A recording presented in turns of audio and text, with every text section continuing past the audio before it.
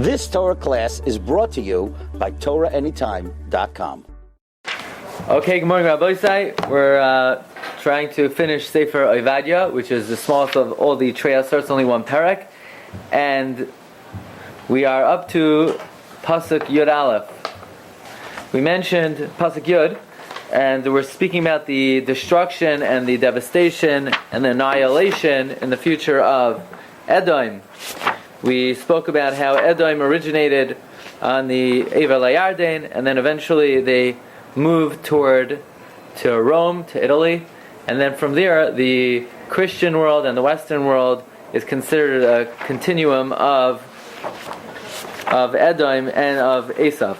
So now we're going to speak about the reasons why they are prophesied to be destroyed. And the Navi tells us like this: Mechama sochicha Yaakov, from the treachery of your brother Yaakov, Tichas chavusha, you will be covered in shame, v'nechrata la'olam, and you will be destroyed forever. So I just want to speak out that the upcoming psukim, there is a common, there's one mahalach of the Radak, one of the Ibn Ezra, and one of the Abarbanel. The Ibn Ezra learns that these psukim are referring to the participation of Edom in Churban Bayis Rishon. Even though the first base of English was destroyed by the Babylonians, nevertheless, Edom is considered an accomplice to that because they stood by with their arms folded and watched as the Babylonians destroyed our temple. Not only that, they participated in terms of any Jews who fled there, they delivered back into the hands of the Babylonians. So according to the Ibn Ezra, this refers to Bayis Rishon. The Radak says no, it refers to the Roman domination during Bayis Sheni. And the Abarbanel learns that it refers to both. And according to Abarbanel, because of what they did by Bayis Rishon, by being a bystander, Mechama Sachicha, for the oppression of your brother Yaakov, watching in pleasure as we were being destroyed by Nebuchadnezzar, even aiding Nebuchadnezzar, for that, Tichas Chavusha, you'll be covered in shame. But, V'nechrata la'olam, why will you be cut off forever? You'll be cut off forever because of your active destruction of the second base HaMikdash. Is the heat on here? Yes. I just put it on. Can we? People will cold. Yeah. Make it lower. So that's how the Abarbanel learns it. Okay. So the pasuk continues: B'yoyim amadcha mineged, on the day that you stood from afar, B'yoyim shavois zarim cheloi, when foreigners, when strangers captured their wealth. Now what is this referring to? Rashi says, you didn't come to assist. You didn't come to assist when Nebuchadnezzar was plundering Yerushalayim and conquering Yerushalayim. V'nachrim ba'u sha'arav, and foreigners came to their gates. Ba'al Yerushalayim yadu goyrol, and against Jerusalem they cast lots. Gam ata ka'afa mehem, you are considered one of them as well. Rashi says, I will consider it as if it's coming on you as well. In other words, you're considered an accomplice, even though you didn't actively destroy the first base of Mikdash. Nevertheless, I consider it as if you are participated because you watched by idly and you didn't help out your brother, and that is us. So that's the meaning of the pasuk according to Rashi. Rashi says again, "Ela ani olecha kila atam min abam aleim." I'll consider it as if you came upon them.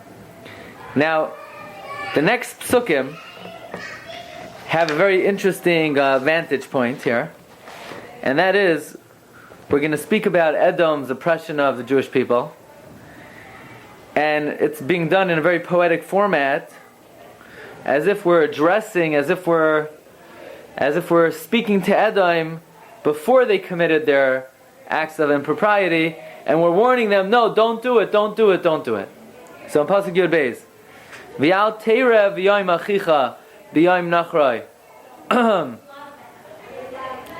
Do not gaze on your brother on the day of his estrangement. Nachroi, like as in the word Nachri. The Radak says,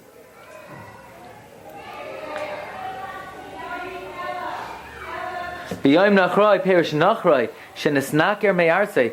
The Jewish people became a stranger from their land. And some explain it, V'yom Nachroi, the day they were delivered. Rashi translates as V'yom Haskiroi, the day they were delivered into the hands of their enemies. V'yal tismach levnei Yehuda b'yom avdam. Do not rejoice over the children of Yehuda on the day of their destruction. Sansino translates this in the past tense. You should not have. I don't want him along.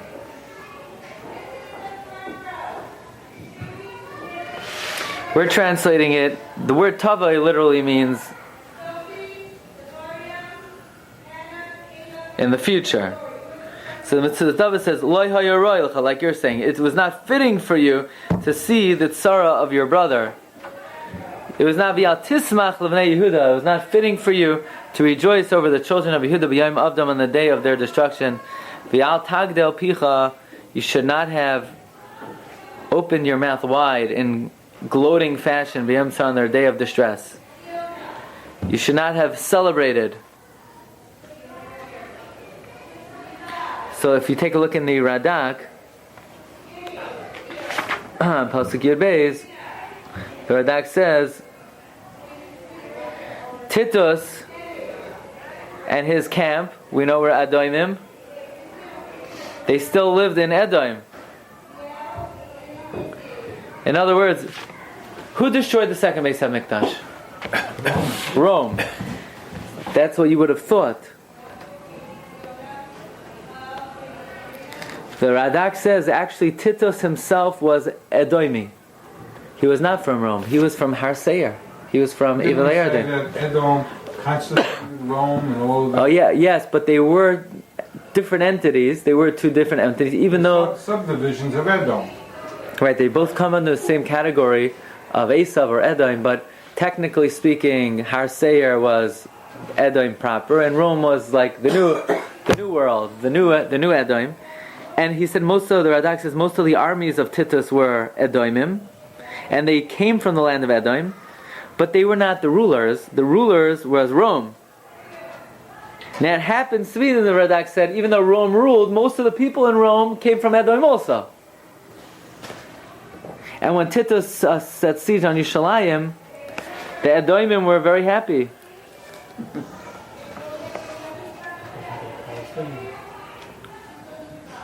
Okay.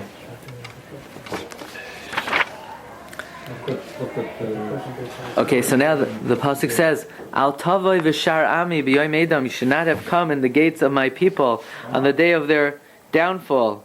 You Romans who descend, what? Pasuk Yud Gimel. Right? You Romans who come from Edom, you had no right to enter my gates. Al teira gamata bara. So that's talking about the Romans. The Romans had no right to enter the gates. Al teira gamata bara b'yamedoi. You too, Edom proper, should not have gazed at our evil on the day of our downfall. V'al tishla. Edom would have had, the true Edomites would have rishus to come to the gates. They're no different than the Romans. No, but they didn't. The Romans were the ones who came into the gates. The Edomim should not have even been gazing at it, shouldn't even been looking at such a thing.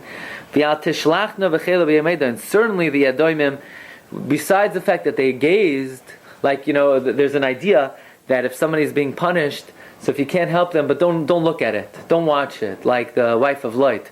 So the Edomim should not have gazed at it. Sometimes somebody, there's an accident.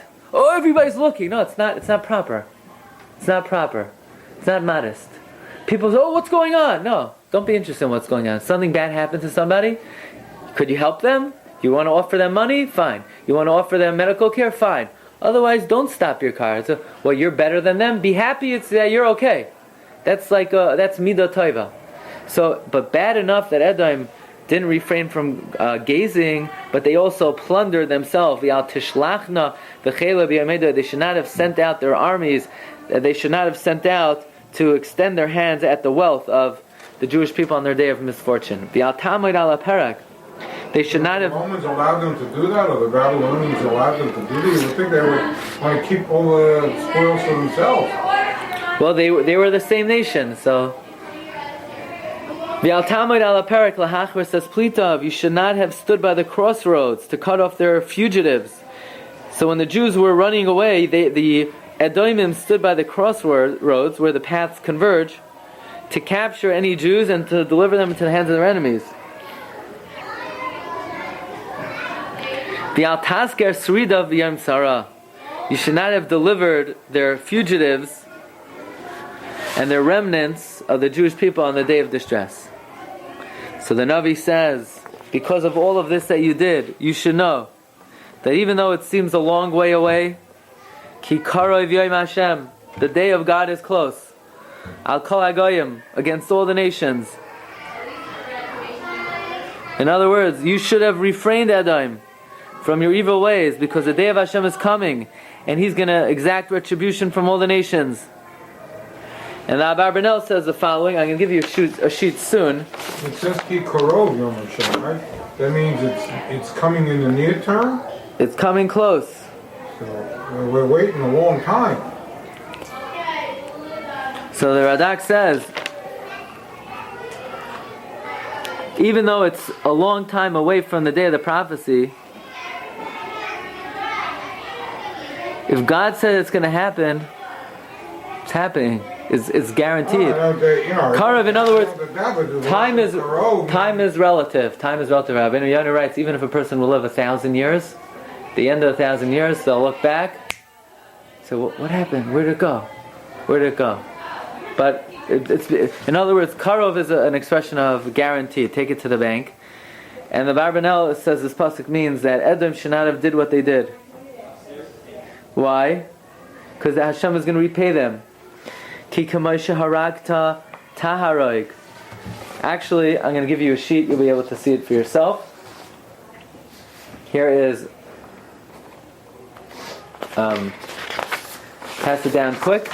On page Kuf Tezayin, the second column, the Abar Benel says, Ki kamay on the 6th line on pasuk Tezvav. Ki kamoisha haragta, just like you killed taharog, you will kill. Becharav, by the sword. Kamoisha saravta Yushalayim be'esh, be'gofris, be'ruach zalafos, me'esh Hashem and Hashemayim. You will be punished just like you burnt down Yushalayim. You will be afflicted with hail and fire and wind from God. And don't ask, it says ki karev, but it's not happening for a long time. Because the word karev doesn't always mean immediately. Karev could sometimes mean the ease with which it could happen. Like ki karev elecha hadavar ma'od. When we say tshuva is very close, it doesn't mean close in proximity. It doesn't mean tshuva is here and not here. The word karev is not an expression of closeness. It's an expression of how easy it might be to accomplish. Why can't we interpret it to mean inevitable? That was the first interpretation. The Abarbanel says it means, karev means, like in the pasuk, Ki karev elecha hadavar ma'od. Says the Navi, Ki kasher shesisem al har kodshi, just like you drank on my holy mountain, yishtu kol hagoyim tamid. You will drink always. V'shasu, and you will drink. V'lo, you will wear out. V'hayu koloi hayu, and you will be as if you never were. So the first thing we have to understand, what does it mean? Just like you drank, so too you will always drink. That sounds like a reward for Goyim. Just like you drank, so too you will always drink. Says Rashi, Kasher shesisem al har kodshi, kima dechadison al machas tura dekutshi. Just like you celebrated with food and drink on my holy mountain, you will drink. What will you drink? Says the Targum. You know what you'll drink? Yishtun kol amamaya case poranusa in tadira. You will drink what? The cup of retribution. It's a expression. You'll drink the cup of retribution. Another pshat. See the Ibn Ezra. What will you drink? Just like the Jews drank the cup of punishment, so too the nations of the world will drink the cup of punishment. And the Edom will be destroyed. And now we come to a very important prophecy. The end of days will be a time of great devastation. Will there be any survivors? Uvahar Tzion tiyeh fleita. On Mount Zion, there will be a refuge. V'haya kodesh, and it will be holy. V'yarshu beis Yaakov, and the house of Jacob will inherit Eis Moira Shehem. Their bequeathers. So what does this mean? Is that Haram? What does this mean? There will be, simply it's referring to the Har HaBayis. It's referring to Yerushalayim. Har Tzion is an expression of Yerushalayim, that there will be a remnant in Yerushalayim. What does this mean in the aftermath of the devastation of Edom? It says, Mari Kara, Tiyeh Pleita V'Haya Kodesh. Be'edom Oimer, by Edom we just said V'Nichras Oilam. Aval B'Yisrael. But about the Jewish people, Tiyeh Pleita, there will be a remnant. Where? Not in America. In Yerushalayim. V'Haya Kodesh. They will be holy. What does it mean, holy? Off limits. In what sense? Shalayigu b'hem ha'umais, the nations will not touch them. And what does it mean? V'yarshu beis Yaakov es Moira Shehem. We will inherit, says Marikara, different than we translate their bequeathers, but rather the nations that chased us out. This is the explanation of the Marikara. Says Radak, who will survive? Says Radak, Afal Pisha Kalu Rabbi Yisrael. Even though many Jews will be destroyed. So now we're learning another thing. Edom will be completely destroyed, but the Jewish people will not escape completely. There will be great destruction among Klal Yisrael. Many. V'galos pleito gedola tiyolahem oy b'Har Tzion shagalo mimenu. There will be a big refuge on Har Tzion that they were exiled from.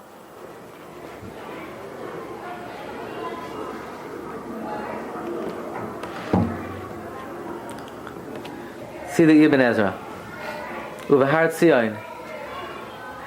All the nations of the world will be as if they didn't exist. But on Har Tzion will be a Pleita. This will be in the future. Some say it already was in the days of Chizkiyahu, and he brings another. He quotes different Sfarim. The Ibn Ezra quotes the Sefer Yefes, that this is a prophecy about the future. He quotes a Rav Moshe, that this refers to the days of Chizkiyahu. He quotes a Rav Yeshua, that this refers to the Bayis Sheni.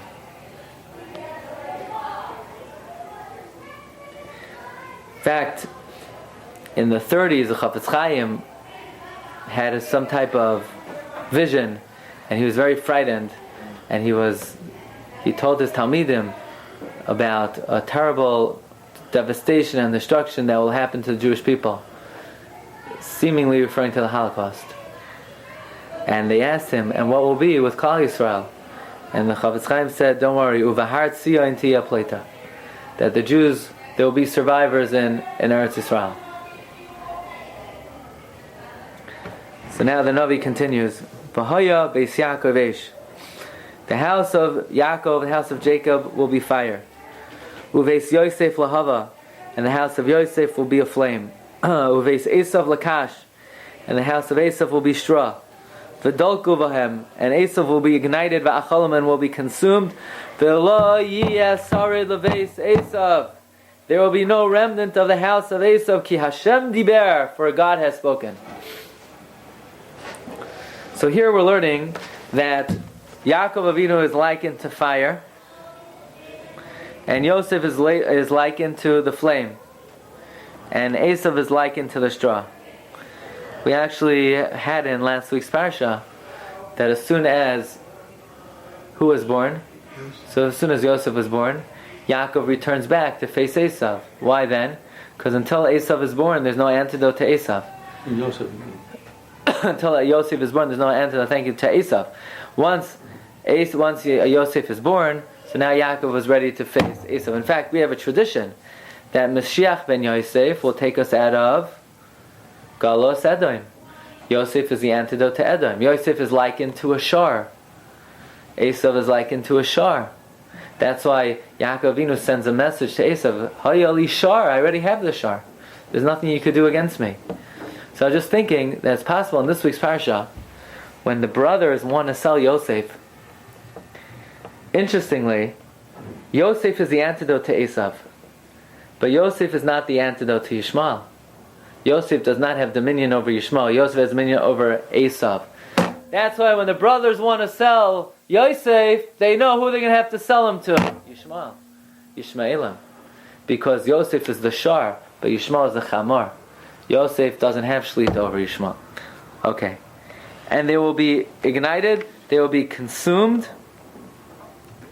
and they will be destroyed. They will be destroyed. Okay, now we come to a very interesting pasuk. Pasuk Yotes. V'yarshu hanegev as har Esav. The south will inherit Mount Esav. The Hashvela and the low-lying lands as Plishtim, the Philistines. V'yarshu, they will inherit as Sedei Ephraim, the fields of Ephraim. Ve'es Sedei Shomron, and the fields of the Shomron. U'Benyamin, and Benyamin will inherit as Hagilad. Okay, so now we have to come to Rashi on this pasuk. V'yarshu hanegev. Yisrael shahayu yoshvin v'droima shel Eretz Yisrael. The Jewish people who lived in the south, Yarshu as har Esav. They will inherit har Esav shehu b'matzar darim, which is in the southern border, right? Edom borders Israel on the south. Uvnei hashvela, and the people in the low-lying lands, Yarshu as Eretz Plishtim. They'll inherit the Gaza, the land of the Philistines, Veshar Ephraim, Veshar Shomron. U'Benyamin es HaGilad. What do you mean Benyamin is going to inherit Gilad? Which Shevet occupied the Gilad? Menashe, right? Menashe lived at Ever Layadin. How's Benyamin going to inherit the Gilad? The answer is Benyamin will inherit the Gilad and Menashe will move further east even. Maybe they'll take over Persia. But if Ever Layadin is going to be inherited by Benyamin, right? Who was Ever Layadin? Reuven, Gad, and Chatzi Menashe. Benyamin was in Israel proper. Benyamin is going to extend Ever Layadin now. That's going to cause Menashe to move further east. How was he allowed to do that? Those were not the Gulam that were originally set up. But right, would they have to push forward, push westward, Ever Layadin into Menashe's territory? I mean, according to all Yerushas, go back to their original families. No. Glatstein Lava, it sounds like. Oh, this is Glatstein Lava. Glatstein Lava, yeah. Well, what's Menashe going to have to say about that? Rashi says, "V'nei Menashe shahoyse Eretz Gilad shalahem yivshetu lahem mehala legvulay sel shel Eretz Yisrael b'mizracha." It will move further east. So let's see the Metzudas David, because we know Binyamin had a strip in Eretz Yisrael itself. Binyamin's territory was in Eretz Yisrael itself. Let's see the Metzudas David. So as David says, the pasuk Yotes, V'yarshu hanegev, Beis Yaakov hanisgar b'mikra shelafanav, the house of Yaakov that's mentioned in the pasuk before, Heim Yershu es hanegev, they will inherit the south. V'choizer u'mefarish, and then it explains, as har Esav she bedroima shalat Yisrael, v'hashvela. They will also inherit, according to him, says David, the low-lying lands,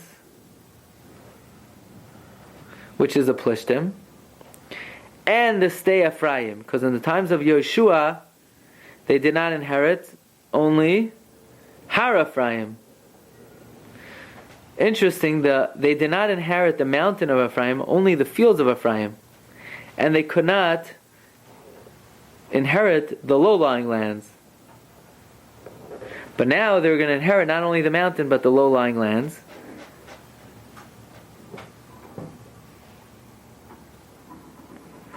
And the fields of Shomron, because it says the Metzudas David in Malachim, it says that Imri, the king of Yisrael, he acquired the mountains of Shomron, and now we're learning he'll acquire even the fields.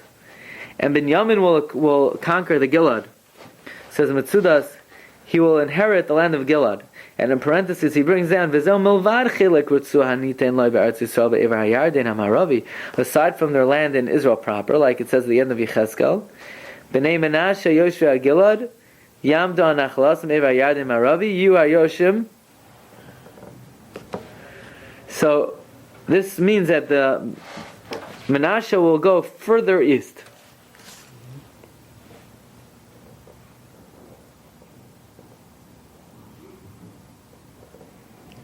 The Malbim says this prophecy about Binyamin is already predicted in Yechezkel, that Binyamin will inherit the north of Yerushalayim as well as Ever LaYarden.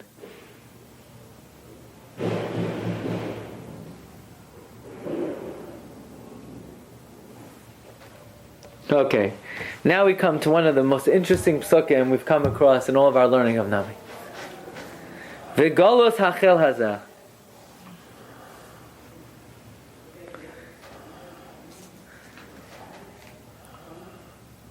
And the exile of this army, Livnei Yisrael, of the children of Israel, Asher Canaanim, that the Canaanim, Ad Sarfas, until France, the Golos Yerushalayim, and the exile of Jerusalem, Asher Bisfarad, which was in Spain, Yershu, they will inherit Eis Orei HaNegev, the cities of the south. So here, for the first time, we have a reference to European countries. We have a reference to France, and we have a reference to Sfarad. Now, where in the world does France and Spain come into the Golos of Yerushalayim and the Golos of Eretz Yisrael? So let's see how Rashi learns this pasuk. According to Sensino, Sfarad. We have to see Rashi. Okay.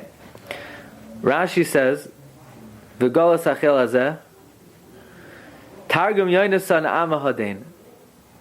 The question is, what does the word hachel mean? So the Targum says, this exile, Amahadein.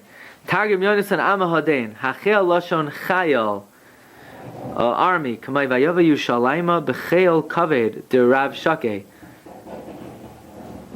Or Chayil could refer to the valley. So either the exile of this army or the exile of this valley. Livnei Yisrael asher Canaanim ad Sarfas. Listen to this. Says Rashi, Golos asher hu mibnei Yisrael, the exile of the children of Israel, shagalu me'aseres hashvatim, that were exiled from the 10 shvatim le'eretz Canaanim, to the land of the Canaanim, ad Sarfas, until France. So how's Rashi learning? The Aseres Hashvatim were exiled to the land of the Canaanim, to France. What does France have to do with the land of the Canaanim? And then the pasuk says, "V'golos Yerushalayim asher b'Sfarad, shehem ibnei Yehuda." Rabbi, say any Ashkenazim in the room here? Raise your hand if you're a real Ashkenazi. We don't admit it. All Ashkenazim were in Spain, are really Sfardim. And all Sfardim may not be Sfardim. The only real Sfardim are from the Shevet Yehuda. Now, in other words, if you're from Shevet Yehuda, I have a tradition that I'm from Shevet Yehuda. You know where Shevet Yehuda went after the Churban Beis HaMikdash? Spain. So really, how do you know? It's in the Torah. It's in Tanakh. Happens to be, I found out recently that my family was probably in Spain in 1492. Now, we don't necessarily call them Sfardim. Sfardim, people from, I don't know, how the colloquial use of the word Sfardi. But in Tanakh, Golos Yerushalayim asher b'Sfarad. Now we're going to have to see, when did the Jews of Yerushalayim go to Sfarad? It says Rashi, Heim Ibnei Yehuda, the sons of Yehuda asher Golu l'Sfarad, Heim Yarshus Aryanegev. They're in the future going to be given the south. Shabadroim Eretz Yisrael. So if you're Ashkenazi and you ended up in Spain and you like the Negev, maybe Eilat, well, that's going to be your portion. La'asad Lavai. V'oimrim apoisrim Tsarfas hu hamach shekarn Franza belas Sfar Taryonasan Aspamia. Says Rashi, just in case you didn't know, Tsarfas is France, Sfarad is Spain. But, well, we have to specify, why when it talks about France does it bring in the Canaanim? Asher Canaanim ad Tsarfas. So let's see the Ibn Ezra. And then in Emertz Hashem, we'll finish up next week. There is a major dispute between the Ibn Ezra and the Abarbanel. Take a look in the Ibn Ezra. Amar Rabbi Moshe Hagalos Shehechelu Legalos. Now what does the word Hachel mean? Ibn Ezra says the beginning of. The Rabbi Marinos Amar Ki Hachel Kamoi Vayav El Chel V'choima, an army. Asher Kenanim. So you ready for this? Now the Ibn Ezra gives a historical testimony which not everybody agrees with. Says Ibn Ezra, Asher Kenanim Shamanu Mipi Gedolim Ki Eretz Almanaya Heim HaKenanim Shabarchu B'nei B'nei Yisrael B'vayim Ala Aretz. What land was that? Almanaya? What is Almanaya? Alamein? Sounds like Alamein. The Alamein, I think, was part of Germany, no? Correct. Germany! You know who, when Germany was occupied? When the Jews came into Israel in the times of Joshua and chased out the Canaanim, where'd the Canaanim go? Germany. They went to Germany. The Germans are the Canaanim who the Jews chased out of Israel. Gam kochat Sarfas hi Franza. And they also went to France. You want to know why the Germans and the French are the biggest anti-Semites? They have an old grudge. That's Spanish right up there, too. The truth is, everyone's vying for that, right? B'tayim Yosef ben Uziel. The English weren't far behind either. Sfarad is Aspamia. The Jews in the times of the Bayesheni went to Spain, according to Ibn Ezra. The Jews, so according to Ibn Ezra, you read like this: V'golas hachel hazel l'bnei Yisrael. Asher Kenanim ad Sarfas. The Kenanim went to Germany and France, and now the Jews are there. And the Golas Yushalayim is in Spain. And so this is the testimony of the Ibn Ezra that what? That the France and Germany was occupied by who? Canaanim. The Canaanim.